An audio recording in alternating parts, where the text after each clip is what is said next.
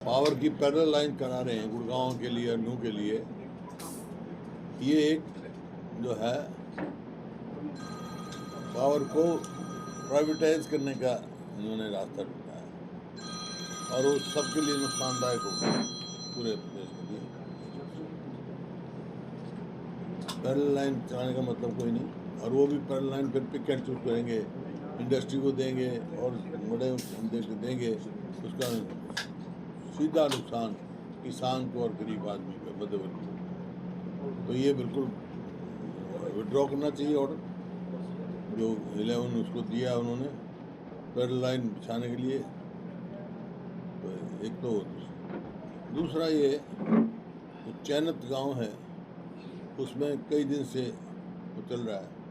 हमारे विधायक भी गए थे, बलराम दांगी जी, शकुंतला जी, और भी कल विधायक गए हैं, 7 गए थे।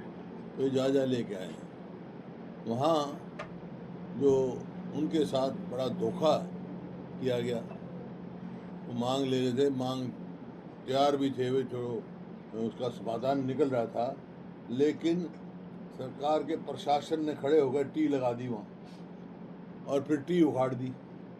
ये धोखा क्यों दिया उनको?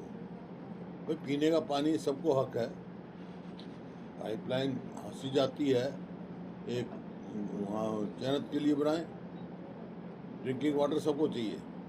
हमारे ये ना तो हाँसी का पानी कम हो और चैनत को ड्रिंकिंग वाटर मिल जाए। ये जो वहाँ एक अनरेस्ट हुआ है इलाके में, सरकार को तुरंत बैठ के बातचीत के द्वारा इसका समाधान निकालना चाहिए और ड्रिंकिंग वाटर देना चाहिए।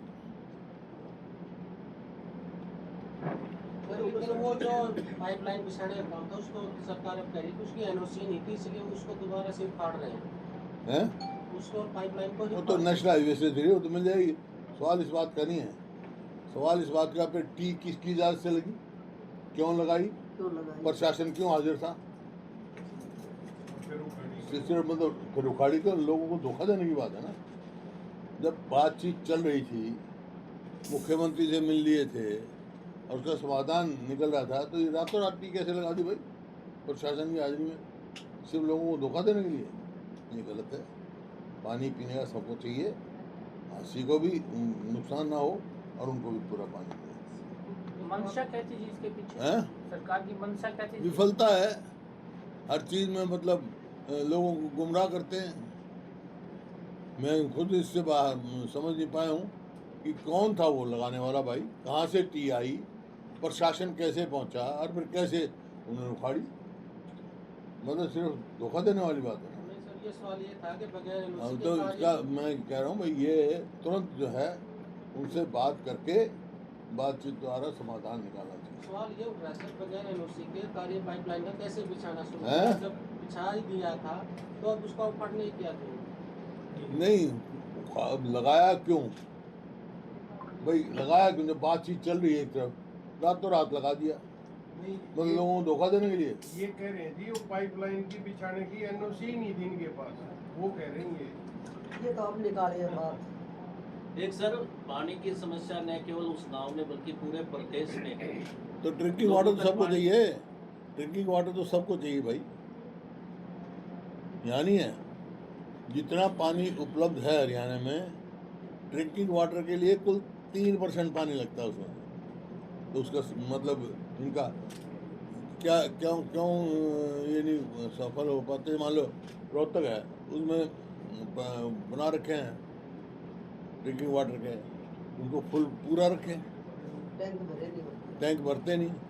नहर का टाइम बढ़ा दिया 45, टाइम बढ़ा दिया। इसी तरह चैनत का जो मतलब वो है, वो टैंक पूरा रखें।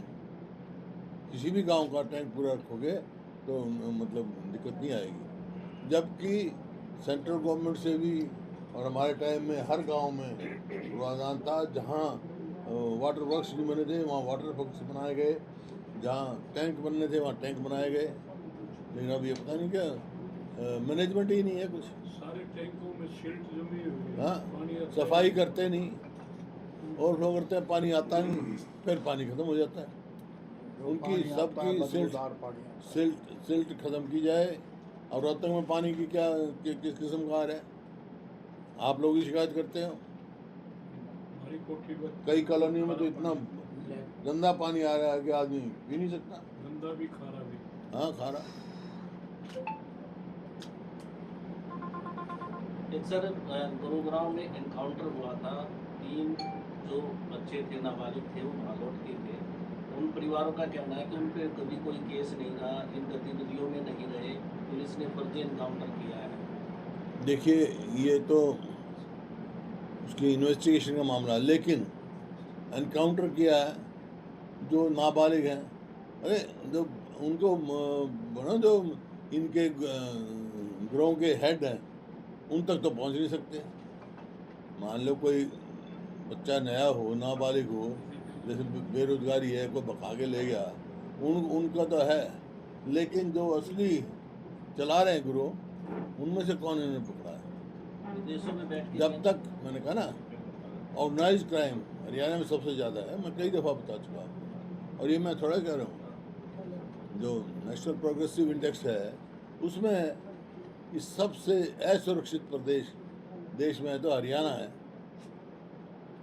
एक अमेरिका की तरफ से भी लिस्ट जारी की गई है कि इंडिया गैंगस्टरों को प्रोड्यूस कर रहा है। हैं?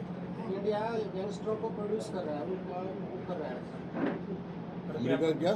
उनको बढ़ावा दे रहा है, गैंगस्टरों को बढ़ावा दे रहा है इंडिया। एक अमेरिका की रिपोर्ट आई, इसमें सुनो, इनने गोली बराड जो है इनके नाम आए। ट्रम्प क्या कर रहा है? सारी दुनिया को बढ़ा रहा है। कोई सुबह कुछ, शाम को कुछ,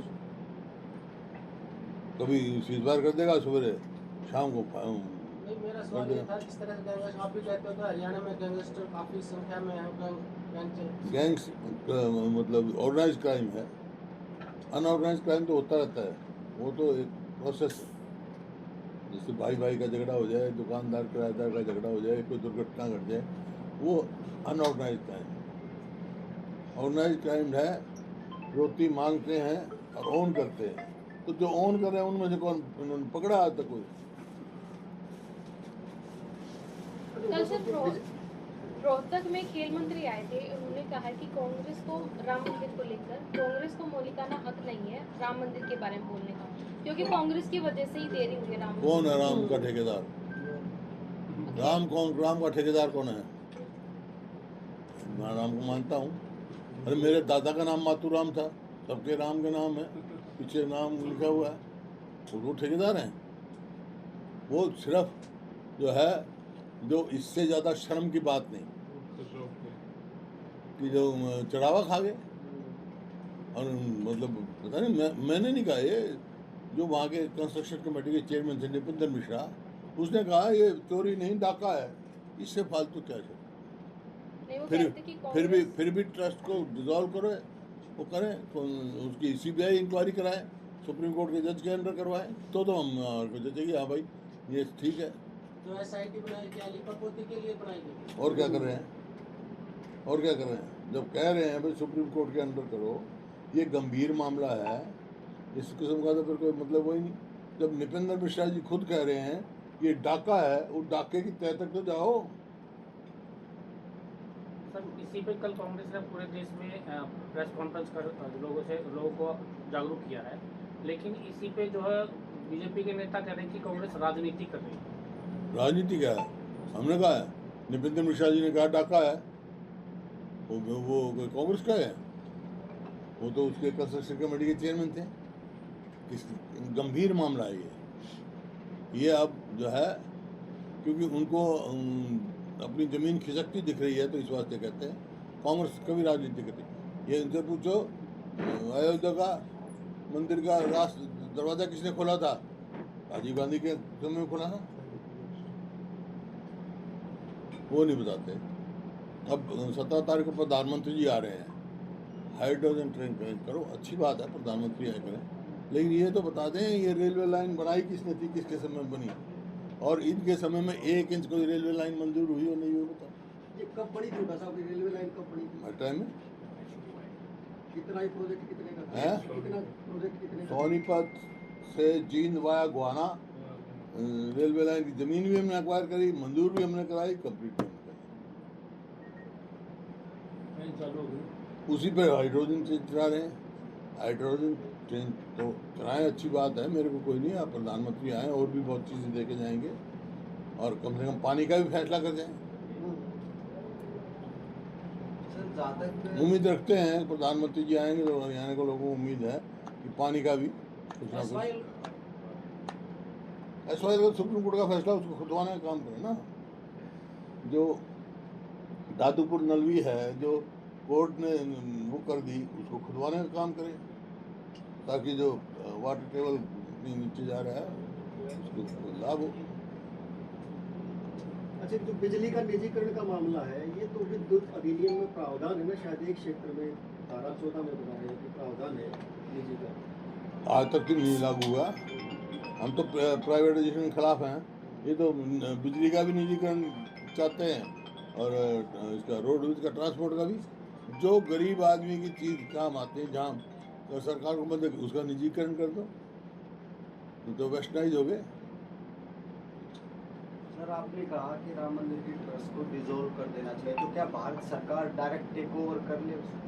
वो तो वो फैसला करें, लेकिन सिर्फ सब पहले जो है सीबीआई की इंक्वायरी कराएं, सुप्रीम कोर्ट के जज का, बात खुल जाएगी। नहीं, जिस तरह से अगर हम हरियाणा में देखें, बेरीवाला मंदिर हरियाणा सरकार के अधीन है, तो क्या ऐसी सरकार को ही टेक ओवर कर लेना चाहिए जब इस तरह की घटना है ना, तिरुपति का है ना, जी।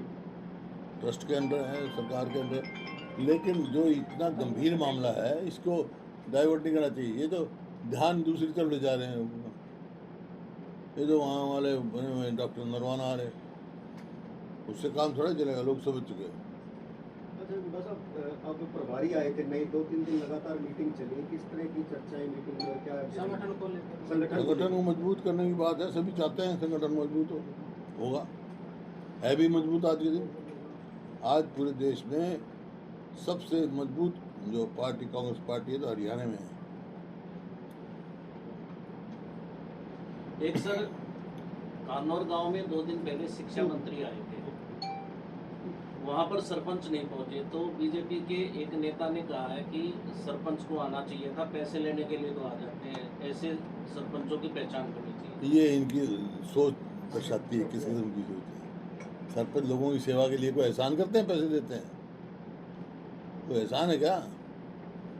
उन्हें देख लेने तक की बात नहीं है। हाँ, तो वही तो है, इनकी सोच दर्शाती है किस किस्म की सोच है। आदमी भी प्रजातंत्र में यकीन नहीं है उनको। वो कह रहे हैं अगर बीजेपी का कोई समर्थित ब्लॉक समिति, सरपंच या जिला पार्षद मिले तो बजट नहीं मिलेगा, हैं? बजट नहीं मिलेगा। यही सोच दर्शाती है इनकी, संकुचित सोच है। संकुचित सोच से कभी विकास नहीं हो सकता।